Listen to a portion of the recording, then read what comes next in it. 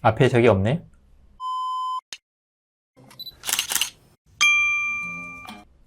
안녕하십니까. CJK 장소입니다. 오늘도 EDI 시스템의 오염과 세정에 대해서 여러분과 함께 살펴보도록 하겠습니다. EDI 오염에는 대부분의 분리막의 오염과 유사하게 스케일 파울링과 유기물, 그 다음에 중금속, 파티클, 바이오 파울링, 실리카 파울링 이러한 부분들이 일어날 수 있습니다.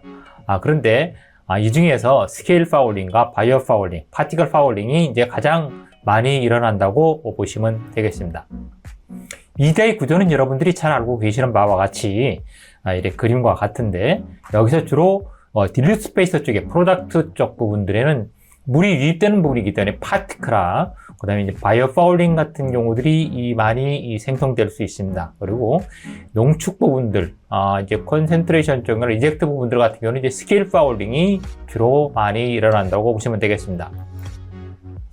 EDI 구조는 아이언퓨어 CEDI 그 사각형 타입에서 잠깐 보시게 되게 되면은 이게 그 프로덕트 컴파트먼트가 우리가 딜류 스페이스라고 얘기하는 부분들이고, 여기에 이제 레진이 채워져 있죠. 그래 멤브레인들이 있고, 요 리젝션 컴파트먼트가 이제 컨센트레이션 컴파트먼트 요 부분들인데, 여기에 이제 앞쪽 부분들에 이제 전극이 있습니다. 그런데 보게 되면은 요 프로덕트 컴파트먼트 쪽 부분들, 요쪽 부분들에는 이제 주로 일어날 수 있는 것이 앞에서 봤더니 파티클이나 이제 들어오는 유입수이기 때문에 파티클이나 그 다음에 이제 바이오 파울링들이 좀 생길 수 있고요. 요 리젝트 컴파트먼트 같은 경우 컨센트레이션 쪽에 농축되는 부분들이기 때문에 스케일 부분들이 생길 수 있고, 전극 부분에도 일부든지 스케일이 생성될 수 있습니다. 특히 캐토드 쪽 부분들이 생길 수 있습니다. EDI 쪽 부분들의 스케일이 이제 주된 부분들은 이제 주로 경도 성분들, 칼슘이나 마그네슘 성분들이 이제 그 수산화 칼슘이나 탄산 칼슘, 마그네슘, 황산 마그네슘 이러한 부분들이 이제 생길 수가 있죠. 그래서 대부분의 이제 그 회수율을 조정해서 이쪽에 들어오는 대부분의 이제 그 스케일들이 거의 끼지 않도록 하기 위해서는 경도 성분들이 이제 들어오지 않게 해야 되고 하는데, 어쨌든 스케일 파울링이 이제 생성 초기에서는 산으로다가 제거가 가능합니다. 이런 스케일들은. 그런데 좀 많이 끼게 되게 되면은 약품들이 유입되지 않아서 스케일을 녹여내지 못하기 때문에 회복되지 못해서 장치를 교체해야 되는, 여러분들 스케일 파울링을 줄이려면 회수율을 좀 낮추면 되죠. 아무래도 앞쪽에 들어오는 수질이 농축을 덜 시키게 되면은, 근데 어쨌든 이런 경도 성분들이 제한치, 그 업체에서 요구하는 제한치 이하로다가 유입될 수 있도록 해야 되겠습니다. 이거는 이제 스케일 파울링들이 생긴 것들을, 근데 이제 이게 노란 것들은 레진들이고 하얀 것들이 이제 스케일이 형성된 부분들입니다. 그래서 이렇게 많이 생성되는 경우는 이 정도 생성되기 때문에 세정으로다가 회복을 할 수가 없습니다. 그 아이언퓨어의 VNX 타입 쪽에서 피드 수질들을 여러 번 이제 강조를 드렸는데요. 대목이 되면 실리카라든가 철분, 그다음에 이제 그 경도 성분들 보통 1ppm 이하인데, 보통 이제 VNX 타입에서 95% 회수를 하는 경우에는 보통 경도가 한 0.2ppm 이하 이렇게 보통 요구를 하고, 실리카 0.5ppm 이하로다가 보통 많이 요구를 합니다.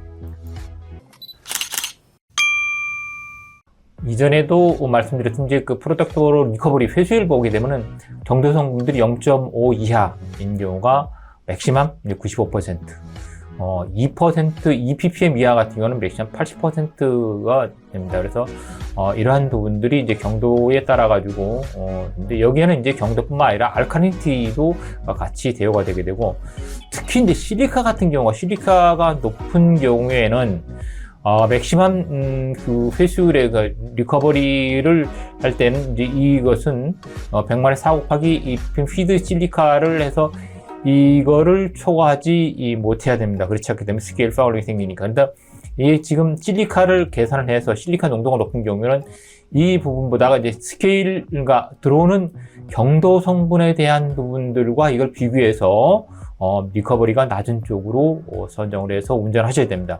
그래서 눈이 강조하지만은 보통 그 EDI 쪽에서 95% 리커버리가 되는 경우에는 투패스 RO를 놓거나, 그 다음에 경도 성분들이 0.2ppm 이하, 실리카 0.5 ppm 이하로다가 하시는 것이 운전을 원활하게 하기 위해서는 좋습니다. 클리닝 조건들, 어차피 멤브레인들은 스케일 파울링이나 바이오 파울링이 생기게 되면 보통 클리닝을 하게 되는데, 클리닝하는 케미칼들은 보통 RO 멤브레인이나 유사합니다. 그래서 보게 되면은 딜루트 파트 같은 경우에는 온도 변화가 없이 유량이 한 15% 감소하는 경우, 어차피 델타 P가 이제 증가하는 부분이죠. 농축 부분들도 유량이 15%, 이거 스케일 파울링이 생기게 되는 경우는 이런 경우들이 생깁니다. 운전 조건에서 이제 보통 하여튼 어쨌든 온도, 유량, 유입수, 전도도 변화가 없이 15에서 15% 이상 처리 수질이 악화되거나, 차비, 그 다음에 어쨌든 이런 유량 변화가 생기거나 이런 경우에는 특히 그 클리닝 조건이 될 수 있습니다. 그리고 우입수의 운전에서 이제 그 온도 변화가 없이 전류의 변화가 생기거나 전압의 변화가 한 20% 이상 생기게 되면은 이게 파울링의 징조다 이렇게 보시고 검토를 하셔가지고 CIP를 하시는 것이 좋습니다.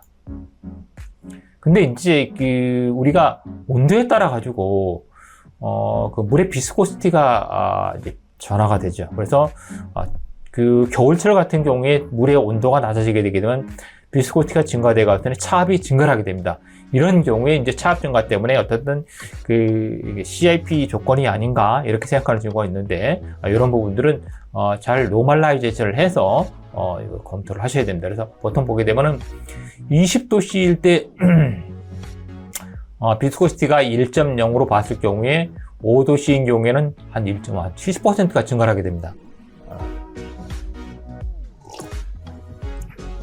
그래서 온도 변화에 일단 차비 변화가 생기니까 이런 부분들은 RO나 다른 멤브레인 시스템들에서도 유사합니다. 그래서 그런 부분들에 이제 검토가 필요하고, 이러한 부분들에 따라서 CIP 조건이 맞는지, 파울링이 됐는지 이런 부분들을 검토를 하셔야 됩니다. 클리닝에는 보통 이제 그 무기세정, 이제 무기물이, 그러니까 앞에서 말씀드렸던 스케일 파울링이 생긴 것 같은 경우, 유기물 세정, 근데 무기세정, 유기세정, 이런 부분들이 이제 보통 나눌 수 있는데, 보통 무기물 세정 같은 경우에는 그 NaCl하고 염산을 이제 산을 주로 사용합니다. 보통 그 RO 설비 같은 경우에서는 이제 NaCl을 사용하지 않는데, 이 NaCl을 사용하는 부분들은 그 EDI 쪽에 들어있는 이온 유한 수지가 그 칼슘이나 마그네슘 이런 부분들에서 경도 성분이 있는 경우에는 이런 부분들을 먼저 제거를 하기 위해서 합니다. 그래서 이런 부분이 있고, 유기물 세정 같은 경우에는 NaOH하고 NaCl을 이온 유한 수지나 다른 이런 그 할 때는 완전 유사합니다. 그래서 미생물이나 유기물 제거하고, 포아세틱X 같은 경우에는 이제 박테리아 그 필름 성장 억제하는 경우에 이런 이온을 사용합니다. 근데 보통 EDI에서 유기물 오염인지 스케일 오염인지를 잘 모르는 경우에는 염산 세정, 그러니까 무기물 세정을 먼저 하고 유기 세정을 해주시는 것이 좋습니다. 근데 주의할 부분들이 이게 딜루 스페이서 쪽에 세정을 할 때 엑시드가 일단은 그 피드가 되게 되면은 린스 타임이 상당히 길어지게 됩니다. 그리고 이렇게 평형 상태에 도달하기 위해서는 상당한 시간이, 린스 시간이 필요하다는 것을 좀 알아두시고, 이런 부분들 때문에 무기 세정을 해서 염산을 쓰는 경우라든가 산을 쓰는 경우에는 반드시 NaCl로 프로싱을 해주는 것이 좋습니다. 조금 더 디테일하게 해서 보통 이제 무기 세정 같은 염산 세정 같은 경우, 이런 경우에는 이제 보호 안경이라든가 보호 장구를 일단 하고 작품을 취급하셔야 되겠죠. 그런데 보통 2% 정도의 염산을 사용합니다. 염산할 때 염산으로다가서는 먼저 그 2%로다가서는 그 순환을 해서 해주고, 그 다음에 순환이 끝나서 염산을 드레인 시킨 뒤에 반드시 5% NaCl로다가 프로싱을 해주시는 것이 좋습니다. 왜냐하면은 여기에 이제 안에 있는 이온 교환 수지가 H 플러스 이온 H 타입으로 된 경우에 이거 NaCl로다가 플러싱을 해줌으로 해가지고 그것이 Na-를 바꿔줌으로 이게 플러싱 린싱 시간이 이제 많이 줄어들게 됩니다. 그리고 이제 모로 플러싱을 해주는 그런 부분들이 되겠습니다. 요거는 금화정수 쪽의 그 MDI 시스템에서 클리닝 세정입니다. 여기는 이제 2.5% 염산을 사정합니다. 그래서 칼슘이나 마그네슘, 금속 화합물에 대해서 세정이 이제 주로 농축지에서 발생해서 세정 효과가 적은 경우는 반복을 하거나 염산 농도를 조금 높이는 경우 이렇게 하는 게 추천을 하고 있습니다. 그래서 요거는 그 VNX가 아니라 그 금화정수에 나오는 MDI 시스템의 한 대를 기준해서 하는 경우 이러한 케미칼 양과 이런 부분들이 있습니다. VNX 같은 경우에도 매뉴얼에 보시게 되면은 케미칼 양이라든가 절차가 좀 더 자세하게 나와 있으니까 참조하시면 좋겠습니다. NaOH 클리닝가 우리가 유기세정이라고 보통 얘기를 하죠. 할 경우는 보통 5% 브라인하고 NaCl하고 1% 가속도를 같이 사용을 합니다. 그래서 절차는 보통 보게 되면 브라인하고 코스틱 클리닝을 할 때 이때 이제 브라인으로다 염산으로다가 소금으로다가 먼저 사실은 플러싱을 먼저 좀 해줍니다. 그러니까 우리가 산 세정을 하고 그 다음에 알칼리 세정하는 경우에는 상관이 없는데 그냥 산 세정을 하지 않고 알칼리 세정을 하는 경우에는 NaOH만 먼저 NaOH나 이렇게 사용을 하게 되게 되면 어떤 문제가 생기게 되면 이온 교환 수지에 있는 포함되어 있던 칼슘이나 마그네슘들이 와서 수산화물 침전이 생성될 수 있기 때문에 산으로 NaCl로도 먼저 플러싱을 좀 해주고 그 다음에 소디움 하이드록사이드 알칼리 세정을 해주는 것이 좋습니다. 그래서 보통 스텝은 브라인하고 코스틱 클리닝을 하고 워터 플러싱을 해주는 이런 좀 디테일한 절차라든가 이런 부분들은 대부분의 업체에서 나오는 매뉴얼에 보시게 되면은 약품 양이라든가 그 다음에 절차라든가 이런 부분들이 좀 자세하게 나와 있습니다. 그래서 이런 부분들을 참조하셔서 하시면 좋겠습니다. 이것도 금화정수에서 나온 5% 브라인하고 1% NaOH 되어 있습니다. 그래서 일반적으로 유기물이나 실리카 이런 부분들에 대해서 이걸 적용한다 이렇게 되어 있습니다. 클리닝 절차를 보게 되게 되면은 보통 아이언퓨어 쪽에서는 이제 그 LX 타입에 해서 이러한 시스템 구조를 가지고 하게 됩니다. 그래서 피드 쪽에서 이 클리닝 탱크에 케미칼들을 집어넣어서 피드 펌프로다가 클리닝 펌프로다가 리사이클을 해서 약품의 농도라든가 pH를 맞추고 뒤쪽에 이제 카트리지 넣는 것은 약품이라든가 이런 부분들이 있는 부분들뿐만 아니라 CDI 이 모듈 쪽에서 어쨌든 나오는 이물질들이 지금 나오게 되면 순환하게 되게 되면 그것이 이제 순환하면서 이제 걸리도록 여기서 카트리지 히터를 반드시 써주는 거죠. 그래서 해서 공급된 부분들이 컨센트레이션 부분이나 프로덕트 부분들이 다시 리사이클을 이렇게 하는 이런 부분으로 되게 되겠습니다.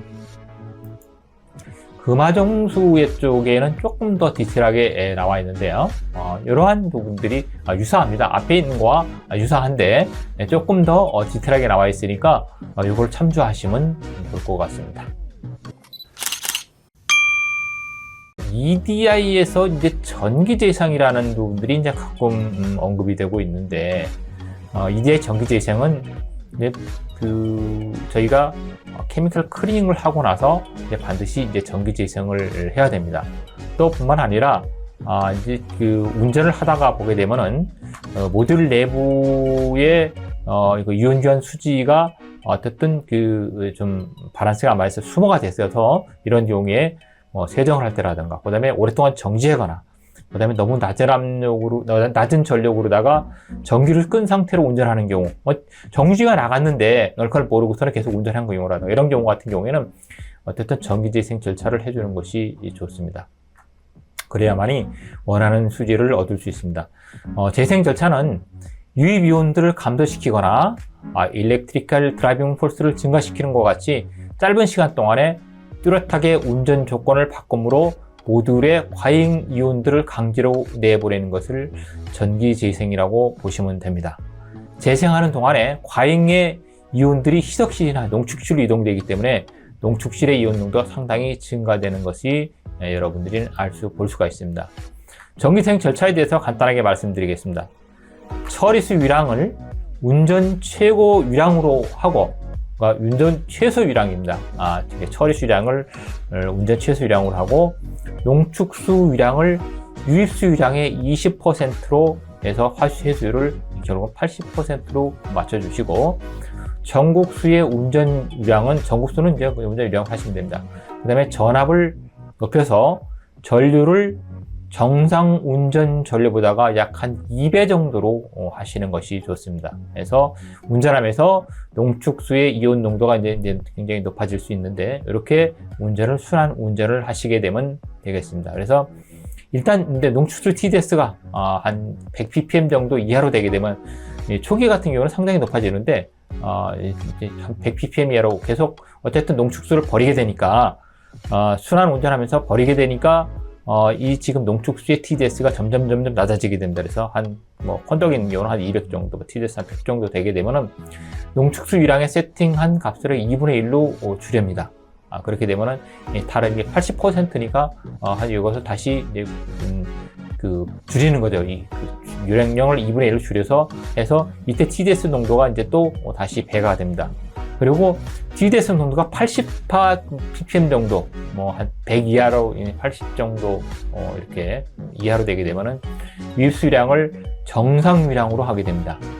그래서 정상 유량으로 하고 다른 유량은 그대로 두고 1시간 정도 운전을 하시고, 1시간 운전 후에 전압, 그 다음에 정상 운전 조건으로 하셔서 맞추면 되겠습니다. 그래서 어쨌든 EDI의 전기를 이제 처음에 할 때는 회수율을 한 80% 정도로 하시고, 그러니까 프로덕트 처리량을 최소로 하셔가지고 결국은 강제적으로 절을 높여서 그 안에 있는 이온 교환수지의 이온 교환수지가 재생되도록 어쨌든 폴리싱 교환을 늘린다고 보시면 되겠습니다.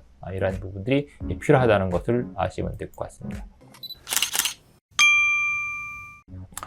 그 EDI 모듈을 이제 운전하시다가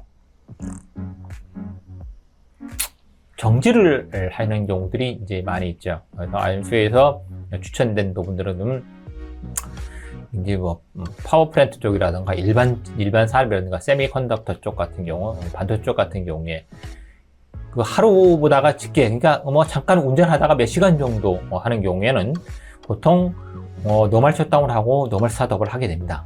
근데 이제 세미컨덕터 같은 경우, 반도체 같은 경우에는 노멀 셧다운을 한 뒤에 이제 그 재생을 하고, 그러니까 전기 재생을 좀 하고 스타트업을 하는 것이 좋다, 이렇게 추천하게 됩니다. 보통 이제 이렇게 많이 하는 경우들은 없는데, 하루 이상, 그러니까 일일 하루 이상 일주일 내 같은 경우에는 보통 노멀 셧다운을 하고, 그 다음에 스타트업을 할 때 재생을 한 뒤에, 전기 재생을 한 뒤에 스타트업을 하고 되어 있습니다. 보통 이제 한 달 이상 되는 경우, 한 달간 이렇게 하는 경우에는 보통 셧다운 할 때 어떤 살균을 좀 하고, 그 다음에 스타트업을 할 경우에는 재생을 해서 하는 이런 부분들인데, 반도체 쪽 같은 경우에는 이제 조금 더 엄하게 실이 이렇게 해야 됩니다. 그래서 이런 부분들 이렇게 한 달 동안 하는, 요거는 업체 매뉴얼마다 약간 차이가 있는데, 보통 이렇게까지 한 달 정도 이렇게 한 달 이상 운전을 중지하는 경우들이 거의 없기 때문에 보통 하루 정도니까 보통 노멀 셧다운하고 노멀 스타트업을 하는 것이 대부분이라고 보시면 됩니다. 그 스타트업 위드 리제너레이션이라고 되어 있는 부분들은 이제 박테리아가 생성될 수 있기 때문에 최소화하기 위해서 재생 모드에서 1시간에서 4시간 정도 운전, 앞에서 EDI 재생 모드를 제가 말씀드렸죠. 그래서 1시간 4시간 정도 운전하고 스타트업을 하는 것이 이제 좋다, 이렇게 보시면 되고요. EDI는 이제 운전 중에 박테리아가 성장이나 번식을 억제하는 경우들이 있습니다. 그런데 박테리아가 한 25도, 30도 운전하는 경우에 이제 순수해서 잘 성장이 되기 때문에 이러한 부분들을 반도체 같은 경우에 특히 이제 이런 부분들을 주의해서 조심하셔가지고 이런 운전을 하시는 것이 좋을 것 같고요. 드레인 앤드 실 시스템이라고 하는 것은 이제 궤에 있는 물을 배출하고 수지나 막에서 수분이 증발하는 막혀서 밸브를 전체적인 밸브를 이제 크로징하는 것을 보통 얘기를 합니다. 참고를 하시면 좋겠습니다. 앞쪽에서 이제 제가 그 피드오러 쪽에서 누누이 강조를 했지만은 그 EGI 공부수는 잔류염료가 0.02 ppm 이하 이런 부분들을 말씀드렸는데, 시스템에서 잔류염소가 들어오게 되면 이온 교환 수지가, 특히 들어오는 인입 부분 쪽에 이온 교환 수지가 산화가 되어서 이것이 이제 산화가 되면서 그 불가익 팽균이 일어나게 됩니다. 이러면 유로가 차단돼 가지고 델타-P가 아주 굉장히 증가하게 되고 또 유량이 안 나오는 이런 부분들이 생기기 때문에 이런 부분들을 조심하셔야 됩니다. 그래서 특히 이제 산화제가 들어오는 경우, 그래서 정상 레진 같은 경우인데, 손상 레진 같은 경우는 나중에 이제 뭐 이런 부분들 이제 만드셔가지고 이제 아톱칠 하셔가지고 떠가지고 이게 보시게 되면은, 만지게 되면 이렇게 보게 되면 부서지는 가루같이 이렇게 되는 경우들이 생깁니다. 그래서 아주 굉장히 중요한 부분이기 때문에 여러분들 특히 조심하셔야 됩니다. 그 다음에 이온교환 수지가 EGI 쪽에서 이온교환 수지가 건조되지 않도록 주의가 됩니다. 이온교환 건조가 되게 되면은 물에 이제 닿는 경우에는 발열 반응이 나가서는 수지가 파쇄되는 경우들이 많습니다. 이런 경우들은 앞에서 말씀드린 그 산화에서 팽창이 되는 거와 좀 다르게 실이 아직 크랙들이 가면서 압력을 차압이 증가되게 되면은 파쇄가 되면서 그 유로를 차단하게 되니까 차압이 증가하게 돼서 처리수 양이 감소하게 됩니다. 이런 부분들도 여러분들이 운전하시는데 참고를 하시면 좋겠습니다. 오늘도 하여튼 여러분과 함께 그 EGI 시스템 OM에 대해서 관련 업체 자료를 살펴보았습니다. 궁금증이나 문의사항이 있으면 언제라도 연락 주시길 바랍니다. 경청해 주셔서 감사합니다. 오늘도 행복한 하루 되시길 바랍니다. 감사합니다.